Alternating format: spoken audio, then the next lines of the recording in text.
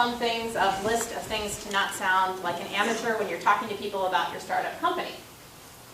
I think I have a repeat on here, but anyway, one of the first things that we always talk about is don't say you don't have any competition, because everybody has competition. If you don't have any competition, you probably have something that nobody else wants.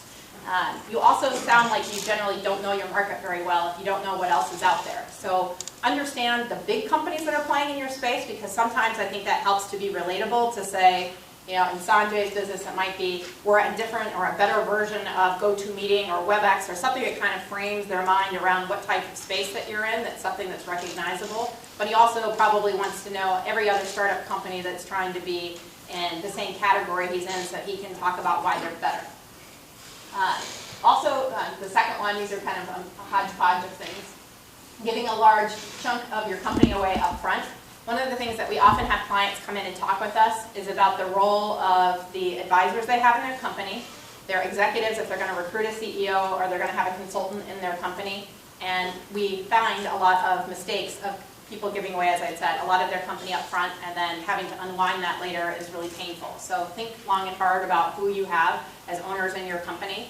And if somebody's really contributing value, if they're a consultant in your company, that's a way that generally you could structure things where you're not giving equity compensation, you are fairly compensating them on some sort of other, retainer or an hourly basis or something like that. The next one I have is cold calling VC lines. Generally we find that investors find you through some introduction or some reasonable business relationship that they have. So that's not a particularly effective use of your time to just go calling on anybody and everybody.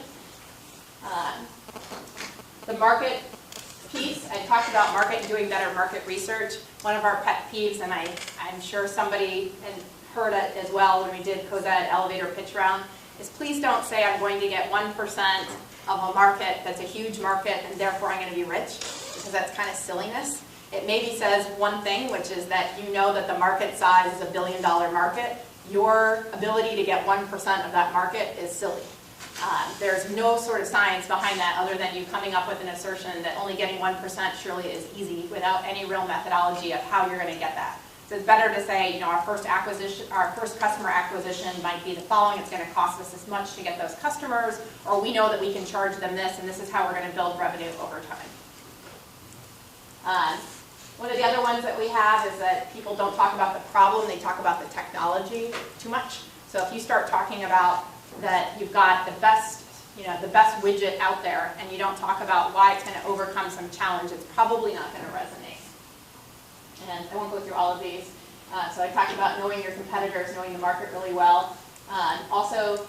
One of the things that I'll just point out is to say, don't be a jerk in front of investors and others that want to collaborate with you. If you're really arrogant and you look like you won't take advice from others, it's highly unlikely that they'll want to work with you, because most of them want to have an influence on their business and they want to think you're coachable. And generally, you're not an expert if you're in the room and haven't probably done 3 startup companies before that have been successful. So look like you can be, or act like you can be coached, and that you're not perfect. It doesn't mean that you can't show why you're great because you're an engineering student at the University of Illinois, but just don't be so arrogant that nobody wants to work with you.